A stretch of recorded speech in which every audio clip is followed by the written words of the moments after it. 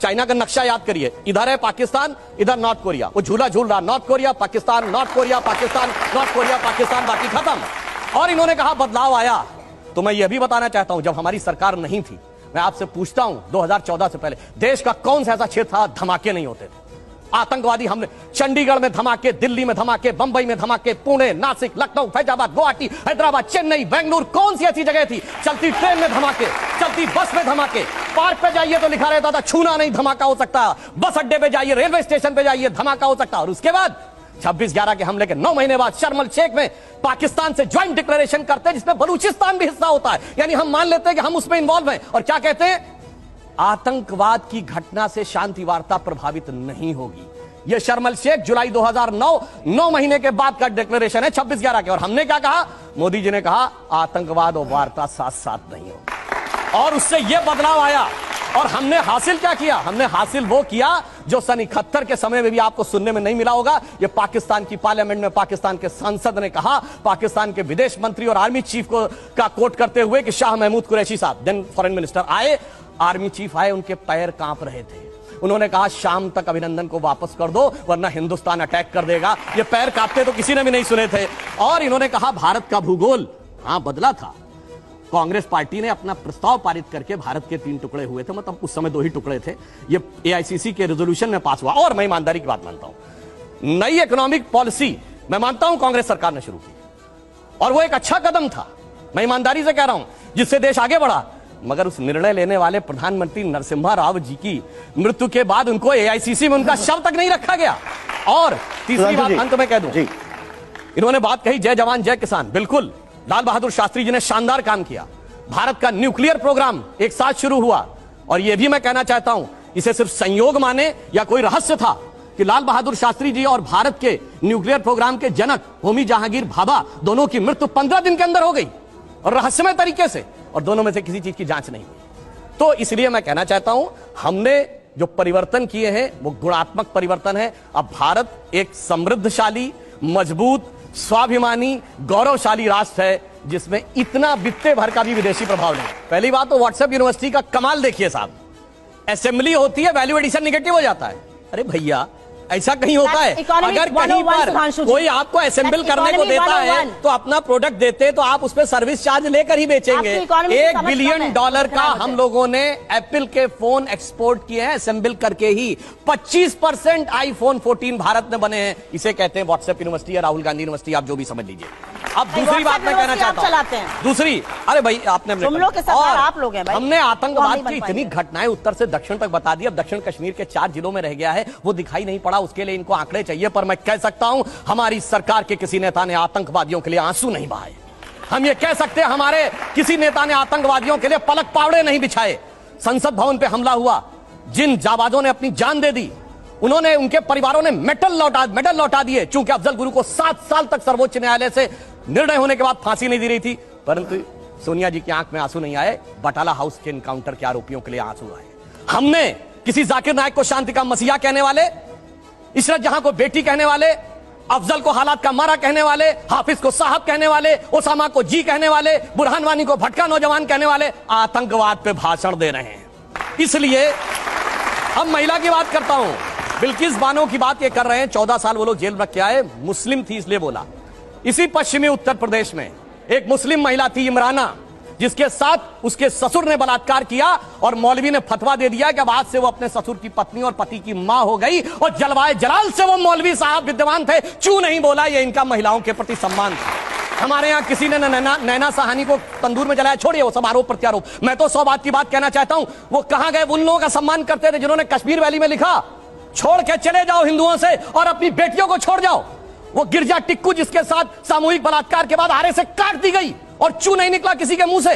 वहां एक किसी महिला एक के साथ नहीं, पूरी कम्युनिटी के साथ हुआ, और सब मौन साधारण किए रहे, क्योंकि वो सेकुलरिज्म का सुंदर संगीत था, उससे इनको वोट मिलने थे। कहते हैं आईएसआई भारत की धरती पे नहीं था।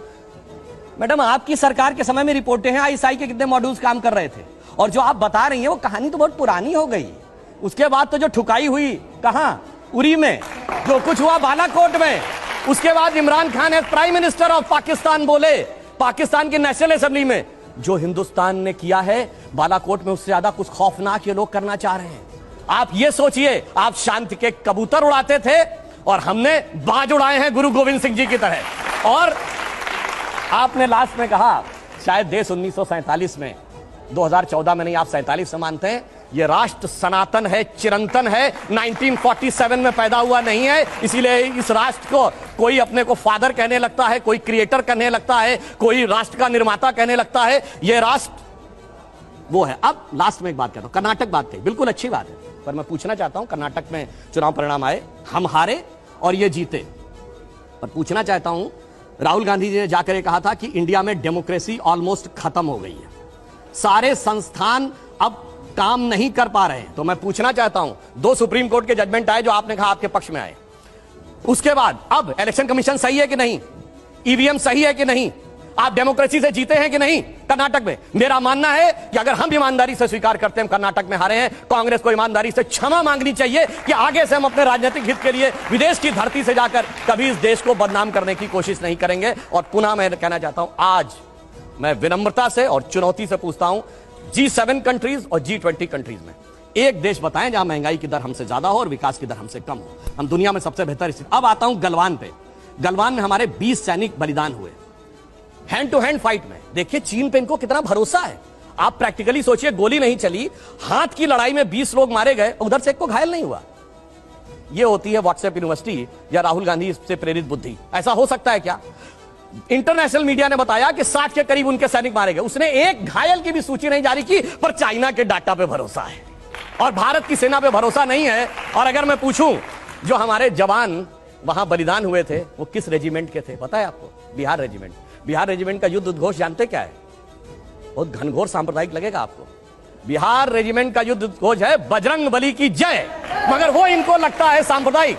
राजपूत रेजिमेंट का युद्ध उद्घोष है राजा रामचंद्र की जय, सुनिए। और जो हमारी गोरखा रेजिमेंट का युद्ध उद्घोष है जय जय महाकाली आयोरी गोरखाली। मगर अफसोस है कि भारत की ऊर्जा ओजस्विता के सारे प्रतीकों को सांप्रदायिक कह कह के आपने उनको भोथरा करने का प्रयास किया। और कर्नाटक में आज क्या हुआ? इनके राष्ट्रीय अध्यक्ष के बेटे आज ही बोले कहे हम सांप्रदायिक संगठनों को नहीं वो करेंगे और आरएसएस को भी हम बख्शेंगे नहीं। अरे भाई, बड़े मियां तो बड़े मियां, छोटे मियां सुभान अल्लाह। और मैं इनसे विनम्रता से पूछता हूं, अब आप अपना वादा निभाइए। आपने कहा था हम 6% मुस्लिमों का आरक्षण देंगे, मुस्लिम आरक्षण देके दिखाइए। इसकी तो जांच हो रही है, जांच कोर्ट के भी निर्देश पे हो रही है और इंडियन ओलंपिक एसोसिएशन भी कर रही है, उसका इंतजार नहीं है। मगर ये बताइए, केरल में जो लड़कियां पकड़कर धर्मांतरण करके जिहादी बनाने के लिए ले जाई जा रही हैं, वो तो फेक स्टोरी है। महिला सम्मान सब गायब, वहां पे महिला सम्मान गायब। और यहां जो जांच हो रही है कोर्ट के निर्देश में हो रही है, उसका इंतजार नहीं करना है और ताली बजाना है और वहां कहना। जबकि इनके मुख्यमंत्री ओमन चांडी ने कहा है, कांग्रेस के मुख्यमंत्री ने और कम्युनिस्ट पार्टी के मुख्यमंत्री, वहां महिला नहीं, न कश्मीर में चिंता महिला की, न केरल में चिंता। और जहां पर जांच हो रही है, जांच रिपोर्ट आने का इंतजार नहीं, सारी चिंता वहीं पे दिखाई पड़ती है। इसीलिए कहते हैं अंदर से कुछ और, बाहर से कुछ और नजर आते हैं। बाखुदा, आगे मैं नहीं बोलूंगा, वो गाना आप लोग जाके देख लीजिए। एप्पल से एप्पल ही कंपेयर करना चाहिए। यहां आदमी 70-80 रुपए में भी जाके नाश्ता कर सकता है। अमेरिका में दिखाइए कोई जहां $1 में नाश्ता हो सकता हो। चुनौती से कहता हूं। इसीलिए मैं कह रहा हूं भाई, ये जो इकोनॉमिक, इसीलिए अगर IMF, वर्ल्ड बैंक ये चीजों की रेटिंग दे रहे हैं तो, और मजे की बात देखिए, उस पार्टी से सबसे ज्यादा विदेश भ्रमण करता है जिनका नेता, विदेश में जाकर ज्ञान देता, उसके बाद उनको नहीं पता। खैर, मगर आपने देखा पूरे प्रवचन में केरल से मुंह मोड़ ले गई। मूवी में कहानी है। और सुनिए, 300 के बारे में केरल के मुख्यमंत्री फ्लोर ऑफ द हाउस पे बोल चुके हैं, इनको वो सुनाई नहीं पड़ता, जबकि ये नेता प्रतिपक्ष से। और वो कौन थे? लव जिहाद शब्द हमने नहीं प्रयोग किया है, VS अच्युतानंदन कम्युनिस्ट पार्टी के सीएम उन्होंने यूज किया, इनके सीएम ओमन चांडी ने। यहां कह रही हैं कि जांच का इंतजार नहीं करो, कार्रवाई कर दो। केरल में जांच हो चुकी। केरल STF ने 5000 केसेस की स्टडी करके केरल के हाई कोर्ट को रिपोर्ट सबमिट की, हाई कोर्ट ने। और अगर ना हो तो जाइए चेक करिए, 9 दिसंबर 2009 Shahjahan versus state of Kerala case, उसमें पॉइंट नंबर 16 पे पढ़िए, कोर्ट क्या कहता है कि ऐसा लगता है कि एक स्ट्रक्चर्ड तरीका है जिसे कुछ लोग रोमियो जिहाद और लव जिहाद कह रहे हैं, ताकि मुस्लिम लड़कों की तरफ से। और ये केरल की आपकी सरकार की जांच की रिपोर्ट है कि सिमी ने 1995 में योजना बनाई थी और जिसके चलते हुए मिडिल और अपर मिडिल क्लास की हिंदू और क्रिश्चियन गर्ल्स को टारगेट, मतलब अपने नेता को भी झूठा साबित कर दो, दूसरे को भी झूठा साबित कर दो, उसके बाद कह दो ये व्हाट्सएप यूनिवर्सिटी है और फलाना ढिमाका, ये सारी बातें। और दूसरा इन्होंने राष्ट्रपिता पे कहा, तो हम तो सिर्फ ये कहना चाहते हैं, हम तो इस देश को भारत माता मानते हैं। अब जो माता का पिता अपने को मानता हो वो इस बात के ऊपर विचार कर ले, बस यही अंतर है। और इनके मुंह से एक और बात निकली कि 200 साल की गुलामी, 200 साल की गुलामी, यही तो अंतर है। अरे गुलामी 200 की नहीं 800 साल की थी। अगर 200 साल की गुलामी थी, छत्रपति शिवाजी महाराज जिससे लड़ रहे थे वो संघर्ष नहीं था, महाराणा प्रताप लड़ रहे थे वो संघर्ष नहीं था, गुरु गोविंद सिंह लड़ रहे थे, यही अंतर है। इसीलिए मैंने जहां पहली बात कही थी, पहली बार एक ऐसी सत्ता आई है जिसपे विदेशी प्रभाव नहीं है। यह विदेशी प्रभाव है कि 200 साल की गुलामी में ही चलते रहते हैं। अब इन्होंने कहा राज्य हारे, हम हारे, मगर जानते क्या अंतर है? कर्नाटका में हमारा आज भी वोट शेयर 36% है। जो हमारा, हम चुनाव हारे हैं मगर हमारा vote percentage all time high है 75 साल का। और हम हिमाचल आ रहे हैं जहां हम 37,000 वोट कम है पूरी हिमाचल स्टेट में, जितने में यहां एक कॉन्स्टिट्यूंसी है। मगर आज जहां हारे हैं गुजरात में 32 ऐसी थी, 32 ऐसी कॉन्स्टिट्यूंसी थी जो 47 से आज तक नहीं हारे थे, वोट परसेंटेज आधा रह गया। उत्तर प्रदेश में आज एक विधायक और एक सांसद, यानी सुनिए लगभग सभी सीटों पे जमानत जब्त। यानी आज उत्तर प्रदेश में हालत यह है गांधी परिवार के गृह राज्य में कि आज तो उतनी भी मैं नहीं है मैखाने में जितनी हम छोड़ दिया करते थे पैमाने में। तो आप जहां हारे हैं वो बर्बादी का सबब लेके आए हैं हम जहां। और इन्होंने कहा दक्षिण का द्वार बंद हो गया। अच्छा बताइए, कर्नाटक से पहले कांग्रेस की दक्षिण के कितने राज्यों में सरकार थी? भूपति राघव राजा राम, गांधी जी का अंतिम शब्द था हे राम, जो समाधि पर आज तक लिखा है। और भगवान राम ने क्या बोला? जननी जन्मभूमिश्च स्वर्गादपि गरीयसी। यदि वो इस देश को अपनी माता मानते हैं तो आप कैसे कह रहे हैं कि उनसे, राम से ऊपर उनका कोई पिता हो गया? अब दूसरी बात मैं कहता हूं, और आपने तो 2007 में कोर्ट में हलफनामा दिया कि भगवान राम काल्पनिक थे, गांधी की आत्मा की हत्या की आपने, शरीर का हत्यारा मैं कहने को तैयार हूं कि उसको मुर्दाबाद कहिए, आप कहिए आत्मा का हत्यारा गांधी परिवार मुर्दाबाद, बोलिए, मैं बोलने को तैयार हूं। आप जोर से बोलिएगा। गांधी की आत्मा राम को कह दिया कि वो थे ही नहीं, यानी महात्मा गांधी की समाज पे लिखा हे राम गलत है, झूठ है, बोलिए। एक कांग्रेस कब बनी थी? 1885। संस्थापक कौन था? एलन ऑक्टेवियम ह्यूम, ब्रिटिश सरकार का सेक्रेटरी।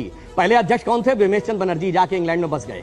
1885 से लेकर 1910 तक एक नहीं अनेक ब्रिटिश सरकार के सेक्रेटरी कांग्रेस के अध्यक्ष रहे। कौन? William Wedderburn, George you'll.